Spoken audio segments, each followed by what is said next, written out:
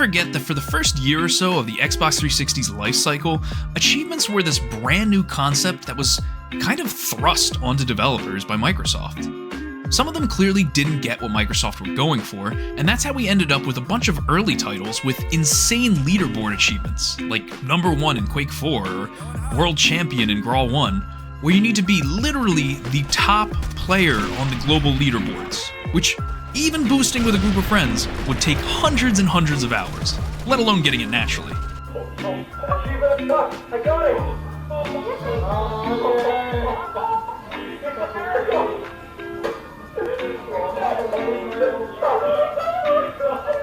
And then you had these other early achievement issues, like difficulty achievements that didn't stack. If you wanted a 100% Hitman Blood Money, you have to play through the entire game 4 times for each difficulty. And then other games had the complete opposite problem, where they essentially gave you the 100% just for beating the game, like King Kong, for example. But, well, King Kong gets a pass since it has no right to be as good as it is for a movie tie-in game. Then Dead Rising comes along and puts them all to shame.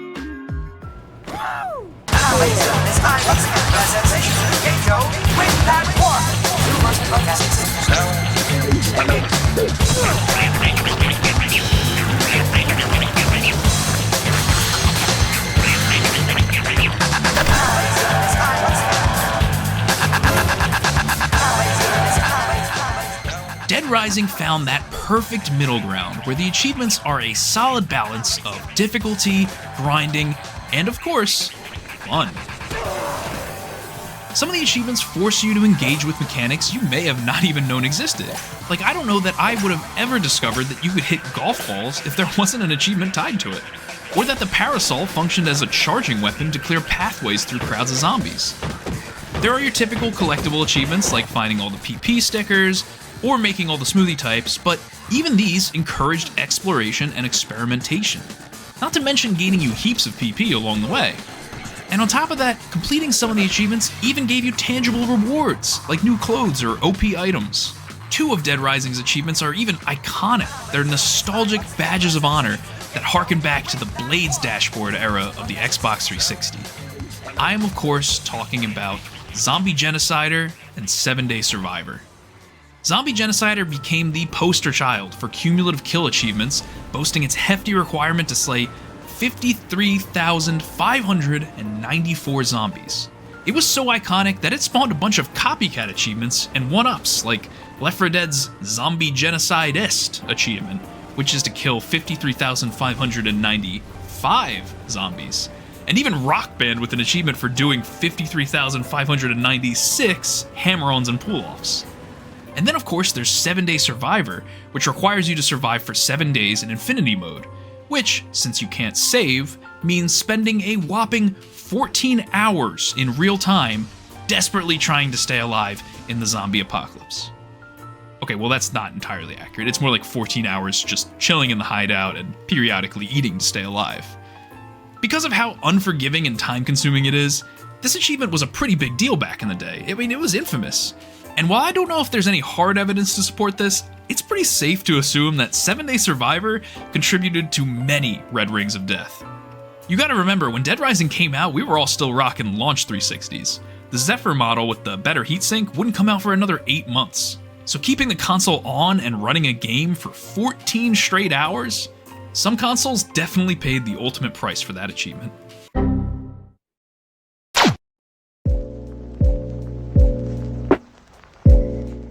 The first Dead Rising is such a near and dear game to my heart, and I can't think of another franchise that fell off so hard after the first iteration. Now, don't get me wrong, I do quite like Dead Rising 2, and even Dead Rising 3. They're great games in their own right. But the charm that made the original a classic, it just, I don't know, it just wasn't there in the sequels. I could make a whole video about that, but that's for another day. So instead, let's jump ahead 18 years to 2024. Just when I thought the franchise was dead and buried, we get Dead Rising Deluxe Remaster. A faithful full remaster of the game that started it all.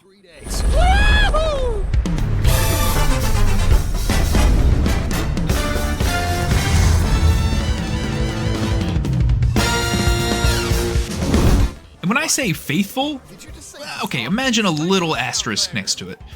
There are some elements that have been removed, much to the dismay of what I imagine is a very vocal minority, but for the most part, this is an incredible recreation of the 2006 title with a handful of quality of life updates.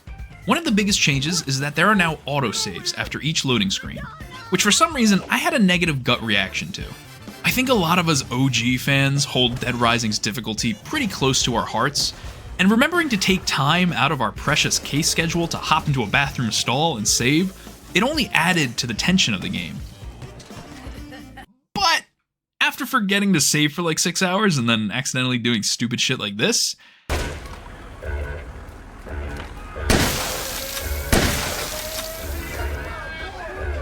alright, that was an accident. I changed my mind pretty fast about autosaves. There's also a ton of quality of life improvements for us achievement whores. For instance, in the start menu, there's not just a list, but even a picture of every PP sticker in the game, as well as the plaza and store that they're located in. There's also now a closet in the safe room where you can swap out clothes at will, while also showing you what clothes you haven't unlocked yet and where to find them. And of course, there's a huge roster of survivors and psychopaths, and not only where to find them, but when. This makes our achievement hunt so much easier because you barely need to rely on guides anymore. Which brings us to the biggest and best improvement. We can now advance time. At first, this seemed like a useless mechanic to me, since any free time you got between cases or scoops should normally be spent collecting weapons and food and magazines, or just playing around with the mechanics and snapping silly pics, hunting PP stickers, or doing some of the goofy PP challenges at the gym. There's so many things to do to level up your character in between scoops, I didn't really see a need to advance time. But it turns out that all that stuff, it's not really all that necessary anymore, since you accumulate PP at an absurd rate compared to the original game. So in a way, it sort of justifies the time skip mechanic. And holy shit, this mechanic will be a lifesaver for the 7-Day Survivor achievement, but we'll get to that. So anyway, enough rambling, let's get down to the playthroughs and of course, the achievements. I actually streamed my first couple hours of the game right here on YouTube, so that's why my stupid face is in the corner of the video, along with my Doom font cum shirt. So if you're interested in watching me make a fool of myself live, hit that notification bell. For my first playthrough, I just decided to take it easy. I'm not going for any specific achievement. I just wanted to take in the remaster and relive the nostalgia of this game, while also getting used to the new controls and mechanics. I figured by the second playthrough, I'd probably be around level 25 or so, and I could attempt some of the harder achievements like Saint.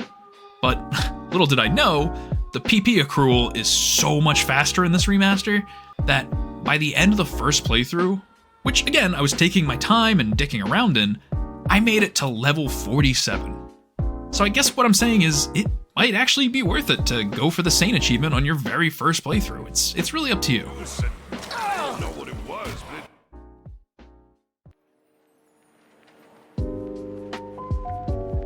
On the ride to Willamette, I knocked out the photojournalist achievement for snapping a pic from the helicopter, and then I got the Welcome to Hell achievement just for entering the mall. Right before the zombies broke in, I snapped a pic of them all behind the glass doors, which got me the group photo achievement. I also ran around taking pictures of all the survivors to work towards the census taker achievement. Imagine having like a fucking mental breakdown in the middle of a zombie apocalypse and some dipshit just runs up to you and starts taking pictures of you. After that whole intro sequence is over, and I was heading out into the mall for real for the first time, I reunited Jeff and Natalie on the roof, who somehow lost each other despite being all of like 30 feet away. I snapped a pic of them as they hugged, both for the bonus PP, and again to work towards the census taker achievement. After escorting them like 5 feet away to the safe room, I popped into the side door to the warehouse, and then I completely intentionally fell from the top of the shelves entirely on purpose because I totally knew that it would land me the free fall achievement, which I totally remember being an achievement from the original. Oh, that's an achievement? What? This is the cutscene with the famous line. All right, fine. Give me your gun. You know how to use this? Say it. Say it. Kinda. Say it. I've covered wars, you know. Yeah!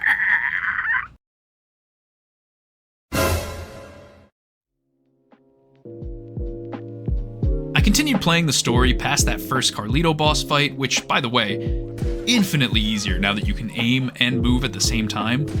And after that, on our journey through Alfresco Plaza with Brad, I stopped in this store to pick up these survivors.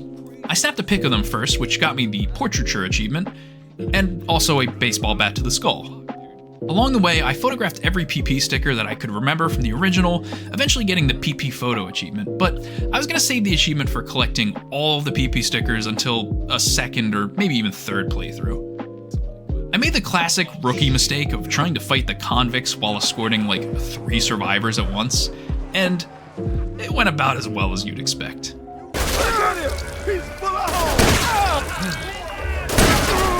Bert, get the fuck out of the way.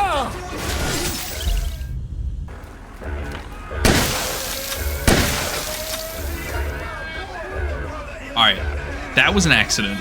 I don't do reload. Oh my god, I immediately domed fucking Bert or whoever that was. Imagine watching the guy trying to save you just chug a whole bottle of wine and then shotgun blast your friend to death. Alright, I got one. I think they're stuck, so I'm just gonna... Oh!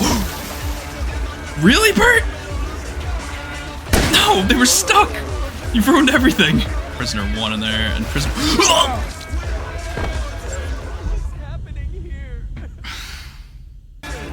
Oh, fuck, Leia, Leia, Leia, Leia!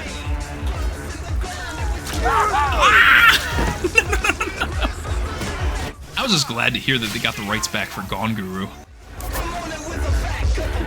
Oh, wake up every morning with a fat cup of piss. God.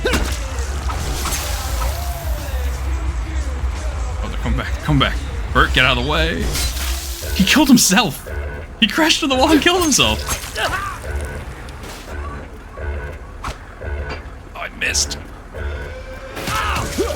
Yes! Oh my god, I did it. Perfect. I kept up with the story cases and tried to do all the side cases that I had time for, but again, this is a chill, no stress run. I got the achievement for killing my first psychopath by beating Adam the Clown to death with one of the most OP weapons in the game, a mannequin torso. And then I saved Greg from the rocket ship, who unlocks the shortcut from Wonderland to Paradise Plaza, as well as the mall worker achievement.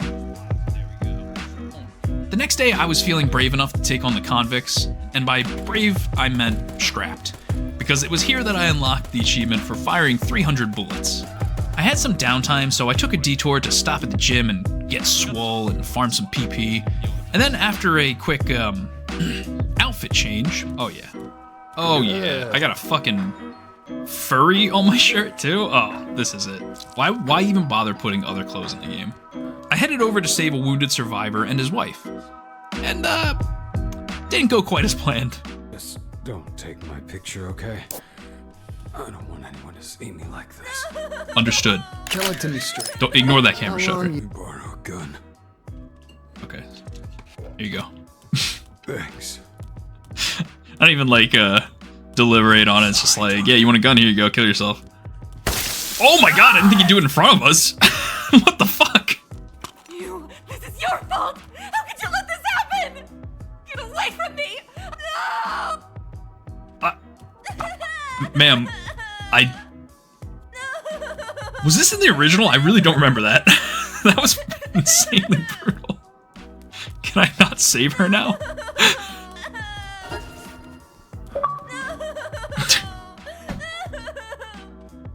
She's crying over her dead husband, and I'm just like reaching over her to try on a new hat.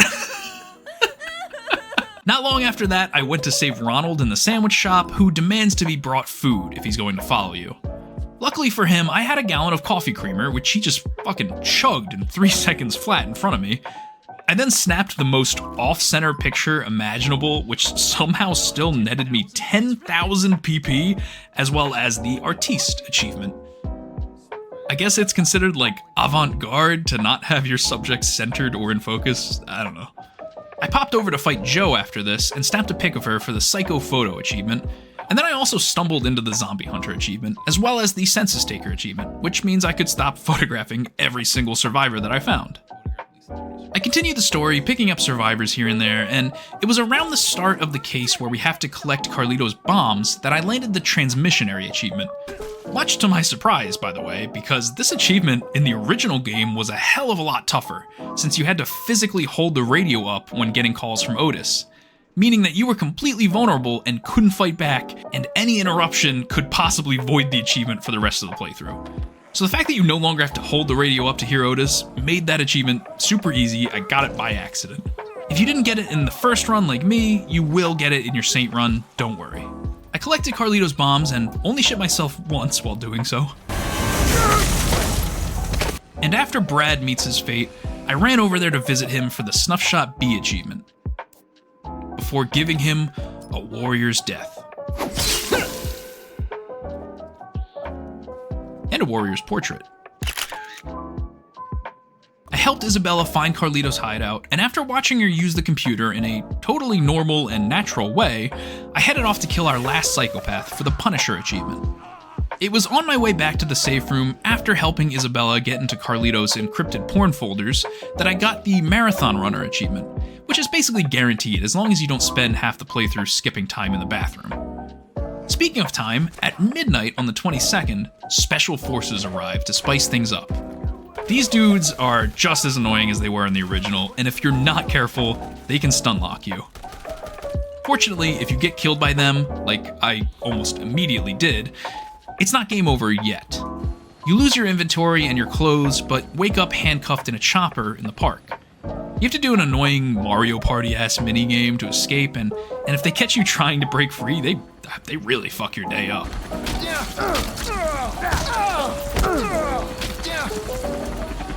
Time will advance a few hours doing this, so be careful, you don't want to miss your chopper out of here at noon. Also, because I was captured, it locked me out of the Snuff Shot J achievement for this playthrough, because Jessie, I don't know, she just wasn't there when I went to the safe room. But no worries, we'll get this on the next run. Speaking of choppers, the new leisure park hazard that replaces the convicts is now a military chopper that does strafing runs on you while you try to pass between plazas. There's an achievement to take it down, so go full WWE on some Special Forces guys, grab their guns, and then head over to that picnic area. I jumped on top of the roof here, and I just mag dumped into the chopper as it flew by. I did try using a rocket launcher, but my aim is way too dogshit for that. It only took me maybe 1 or 2 full machine guns before it went down. Since I still had about 6 hours to kill and there are no side cases to go for after Special Forces arrive, I decided to go for some of the fun challenge achievements. I cleared out Paradise Plaza of soldiers, which got me the Legendary Soldier achievement, and once they were gone, I grabbed the bowling ball from the fountain here and started RPing as the Big Lebowski. It took a few tries as the bowling ball has kind of wonky physics, but eventually I nailed 5 zombies with a single toss for the Strike achievement. Then I popped over to the toy store and picked up a bunch of these Lego heads and, wait, no, they're not Lego heads, are they? They're, Servbots? Sure, okay. I picked up a bunch of Servbot heads and plopped them onto some zombies for the Costume Party achievement. With some time still on the table, I was just kind of goofing around and getting spooked by haunted mannequins before I finally made my way to the helipad at noon to get picked up by Ed, who, surprise, crashes into the clock tower, and we roll credits on Frank just as he's about to be torn apart by zombies. That got me the 3-day survivor achievement, as well as humanist for saving at least 10 survivors. But double surprise, the game isn't over yet, because now it's time for overtime mode. Here we need to do one last sweep of the mall to collect ingredients for Isabella to craft a suppressant, since Frank is infected, which happened when, wait, when the fuck did that happen? Oh, god damn it, gotta go back to Google. Okay, seems nobody really knows, it's just sort of accepted that at one point in gameplay, Frank probably got chewed on. Or even a perfect hitless run, maybe some zombie blood spilled into his mouth. I don't know. It doesn't matter. Anyway, you can pretty much do a perfect circle around the mall to get all of these items, though you'll still have to contend with Special Forces.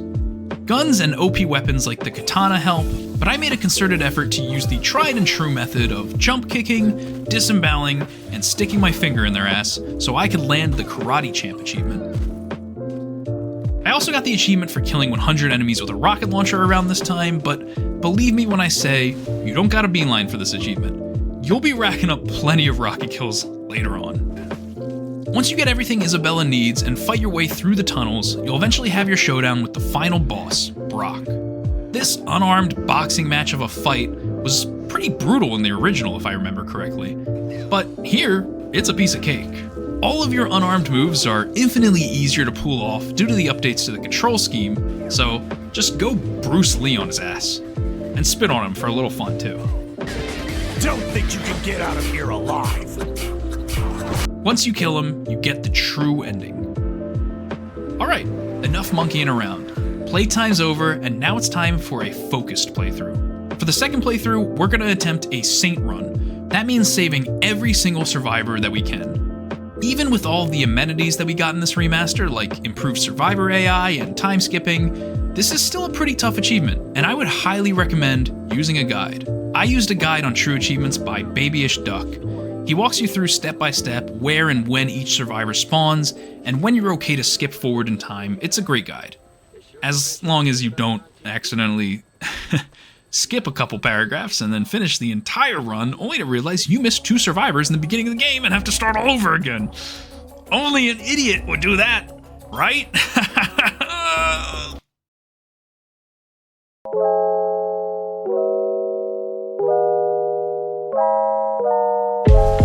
From saving all of these survivors, you'll rack up a disgusting amount of PP and hit level 50 pretty quick if you haven't already.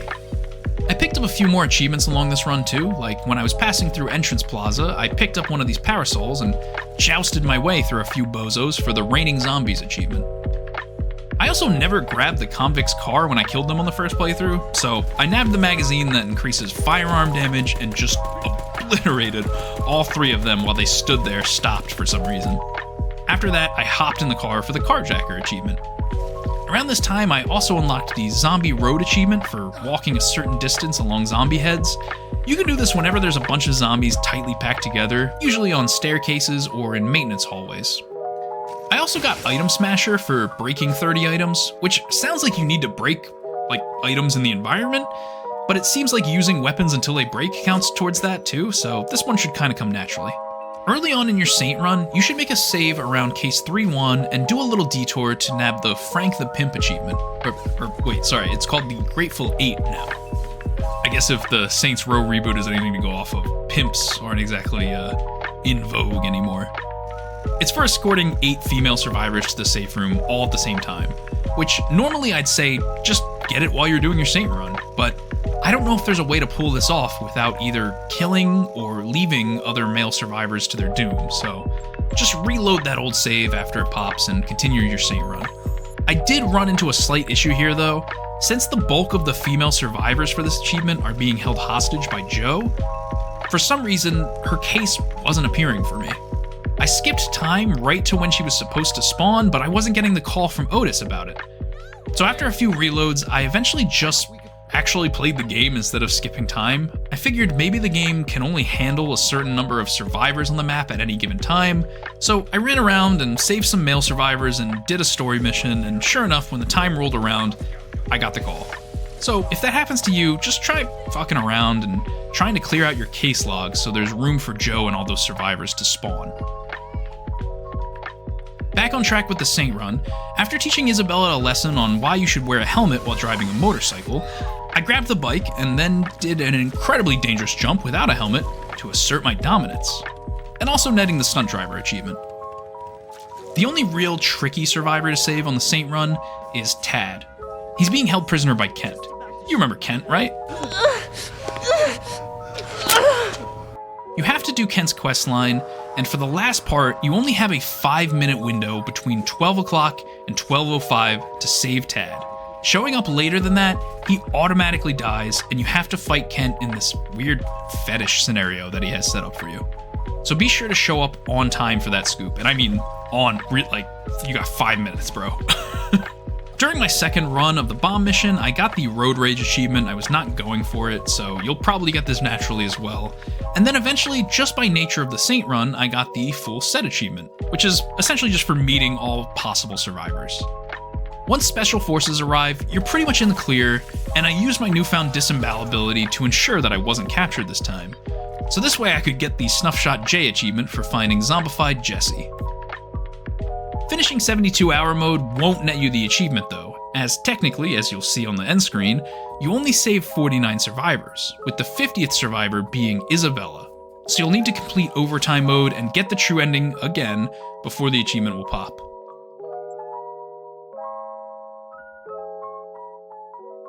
Once you do and you get the Saint achievement, however, starting your third run now spawns a magazine in the safe room that gives items unlimited durability and ammo. So completing a Saint run essentially unlocks cheats for you. There's one other achievement that'll net you an OP reward which will be incredibly useful for the dreaded 7-Day Survivor achievement. I am of course talking about the iconic Zombie Genocider achievement. Zombie Annihilator. I guess, like pimp, genocide is also a term that might be a little tasteless in this day and age. The old way of getting this achievement was just to drive around the maintenance tunnels and obliterate zombies with your cars, but that took forever, and it was very, very mindless. I should know, I did it twice. The new way, apparently, is to grab the infinite ammo magazine and a rocket launcher, and just unleash hell on the zombies that are all packed super close together in the tunnels beneath the clock tower at the end of the game. Which means we have to do another full playthrough of the game and overtime mode. But not to worry, there's still a bunch of achievements to clean up along the way. So right off the bat of this playthrough, I traded Jeff for his golf club and... Oh shit, did I just make a pun? Right off the bat? Because I traded the bat... No, never mind. Anyway, I used his golf club to pull a George W. right off the roof. Now watch this drive. Which got me the Nice car achievement. I used the rest of this playthrough just to finish up the collectibles achievements, you know, like the making each type of smoothie, trying on every outfit, photographing all the PP stickers, that sort of thing. Thankfully, these all carry over across your saves, so it's really just about cleaning up what you didn't already pick up naturally across your other 2 playthroughs. And you can check at the locker in the safe room to see what clothes you haven't tried on yet and where to find them. And for the PP stickers, like I said, you can check in the start menu and it'll show you which ones you haven't snapped a pic of yet and where they are. Which, by the way, the only tricky PP sticker is the one in the annex, because it's in a locked area and the only way in is to let yourself get abducted by the cultists. Speaking of cultists, there's an achievement for killing 100 of them, and if you don't get it here like I did, don't fret because you will probably get it on your 7-Day Survivor run. We'll get to that. So at this point, I only had Zombie Annihilator and 7-Day Survivor left to go. So since I didn't need to worry about survivors or scoops anymore, I just rushed through the story cases and time skipped through the in-between hours. Eventually, I made it down to the zombie tunnels with a few healing items just for safe measure, my infinite ammo magazine, and a big old rocket launcher. This method was recommended as being better than the OG strategy of just committing vehicular manslaughter through the maintenance tunnels for hours. And I guess it is better in the sense that you don't have to manage the health of your vehicles, but is it faster? I'm not so sure. It took me just shy of 3 straight hours of farming kills down here to get the Zombie Annihilator achievement. And that's counting all of my cumulative kills from the past 3 playthroughs. I don't quite remember how long it took to get Zombie Genocider in the original games, but I feel like it was at least comparable to this, so the old method still works as well. It's completely up to you. Doing the old method actually might save you some time in the long run, since you can go straight to the maintenance tunnels at any point in the game, instead of having to play all the way up to these ending tunnels for this method. But whatever, pick your poison, whatever's best for you. Either way, it's still a grind. It's an iconic achievement, but still very much a grind. With that achievement out of the way, we now have unlocked the real Mega Buster. Which I realize now, if you've never played the original Dead Risings, you'll realize how weird and out of place this is. It's literally Mega Man's gun. Which means we have all the tools that we need to make 7-Day Survivor our bitch. So let's boot it up and go to town. Okay, so if you don't know, Infinity Mode is essentially a high score system for Dead Rising. The idea is to see how long you can survive with an ever-draining health bar and semi-finite food sources to restore it. Survivors and psychopaths now spawn anywhere in the mall and are always hostile, but killing them drops boxes with loot and usually food inside. So it forces you to hunt them down to the best of your ability to stay alive while also dodging zombies and special forces and cultists. Food still does spawn around the map, but it's no longer infinite in spots like the grocery store or Colombian Roast Masters. There is a set number of food items on the map, everything else you need to get from killing survivors and psychopaths. I've mentioned it before, but back in the original version of the game, there was no time skipping, and no saving, which meant to survive for 7 days, you had to leave your 360 running for 14 hours while constantly checking back in to periodically forage for food and remember to feed Frank like he was a Tamagotchi. This is where the time skip mechanic comes in clutch. You can simply stock up on food, skip time until you're down to 1 health bar, eat, and repeat. There's no more waiting around. You're always either foraging or skipping time. As a result, a 7-day survivor run, instead of taking 14 hours, shouldn't take more than 2 hours. So I began my 7-day survivor journey by switching to 2006 Frank, as I thought it'd be a fitting send-off, kind of a bookend for the last achievement. I grabbed the Infinite Ammo magazine, the real Mega Buster, which we just unlocked, and I set out to find the 3 magazines that boost the effectiveness of food. Having these magazines handy means items like orange juice, wine, coffee creamer, steaks, they all heal you to max health. I obliterated any survivor in Psycho that I could find with ease using these OP weapons. And anytime I started to run low on inventory, I'd just run to the nearest bathroom, skip time down to 1 health, and then feast before heading out for more slaughter. It actually went incredibly well. I never actually got around to playing Infinity Mode on the other games, so I was going in blind and not really hitting any roadblocks along the way. I kept the skateboard handy for mobility and just wandered the mall, killing and eating, killing and eating and killing and... Wait. Whoa. Maybe I'm no better than the zombies after all. Nah, just kidding. Can a zombie do this?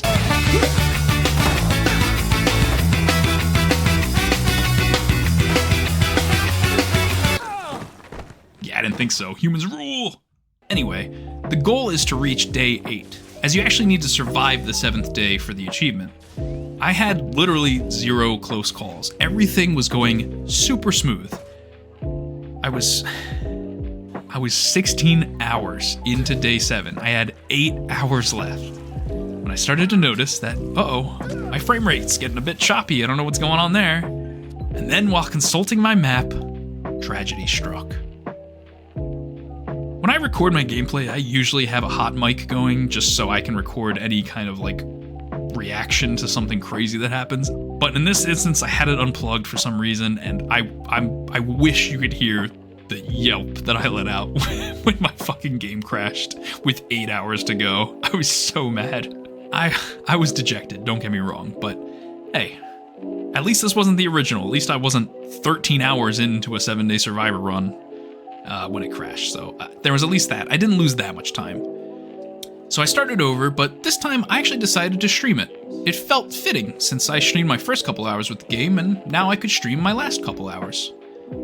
This run started off with me immediately being harassed by Kent before I could even leave the warehouse, so the RNG was already not in my favor. Looking back, I should have recognized the ill omen there. I was having a good time, just vibing with chat, and by day 4, things were looking up. On my way to the bathroom for a snack break and a time skip, I thought I spotted something fishy. Do I see flashlights over here? Okay, no. What? Some weird lighting thing. I thought I saw flashlights from the Special Forces guys. I shook it off as my imagination, but little did I know. Let's push forward till we need to eat. I guess we'll do that twice?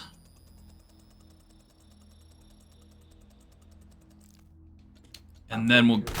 Emergency backup.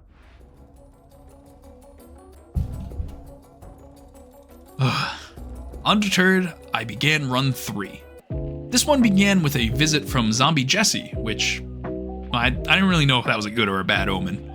But this run was also going smoothly, especially after discovering that a big group of cultists constantly spawn in the middle of the food court, which is lucky since cultists have a small chance of dropping boxes that contain food.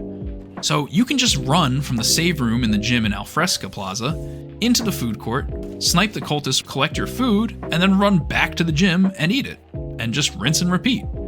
This is where you can get that 100 cultist kill achievement if you hadn't nabbed it already. So I was having a good time with chat. I was talking about the game's subtext to the viewers, like I was one of those annoying YouTube video essayists. Part of the appeal of Dead Rising 1, like it stole the whole like mall zombie setting from George Romero, right, from Dawn of the Dead. And there's like the whole subtext with those zombie movies and with this game about like American consumerism and how it turns everybody into these mindless like zombies or whatever. But I think Dead Rising, what it doesn't get enough credit for is, yeah, it stole the setting from that movie, but it kind of like took it a step further because all of the weapons that you use in Dead Rising are also consumer products, you know what I mean? So it takes the kind of consumerism subtext to another level. And we started talking about college when suddenly, I was a computer science major and I got my master's in data science. Oh no! Oh, I have backup batteries! No! Oh! Oh, how did I get out of that? Holy shit! I thought the game would pause if my batteries ran out. I might have shat myself, just a little bit. And you gotta give me credit, that was quite the recovery. I hopped right out of the clutches of defeat at the last possible second, and shortly after, claimed my victory. People who do this on the 360 version are crazy. This is like do it on easy mode and I'm still losing my mind. Come on, baby, come on. All right, it's nighttime. It means we only have, I don't know. Oh, that was it. I did it. Let's fucking go. And there we have it. Dead Rising Deluxe Remaster in the bag. Almost all of the achievements in the remaster are copied over from the original, which was the right call since, like I mentioned, Dead Rising's achievements are iconic and truly set the standard for achievement lists in the early 360 days. I had an amazing time with the game. It was such a blast from the past, and I am so excited that Dead Rising is finally back. I hope Capcom recognizes why this game is so special to so many people and can course correct the franchise so we can get a true sequel that isn't bogged down by the over-the-top combo weapons or zombie selfies. Ugh. If you've made it this far into the video, thank you so much for watching. In the spirit of the original 7-Day Survivor achievement, I want to hear from you guys. What single achievement took you guys the longest to complete? Did you study every single animal species in Red Dead 2, or did you grind to 10th prestige in World at War? Have any of you landed one of the coveted Seriously achievements in Gears? Let me know in the comments. I'm genuinely curious. I love hearing about this sort of stuff. And of course, here's the obligatory YouTuber plea where I ask you to like and subscribe. But like, actually this time, I'm only 150 subs short of being able to monetize my channel right now, and I need to start making money off of this so I can afford those how to be an influencer courses that Jake Paul makes. I gotta join Team 10, bro. Is that an out-of-date reference? Is Team 10 still a thing? Last I checked, Jake Paul's pregnant, I think. Also, I just want credit where credit's due. I made it through this entire video without once making a joke about PP points, so you're welcome.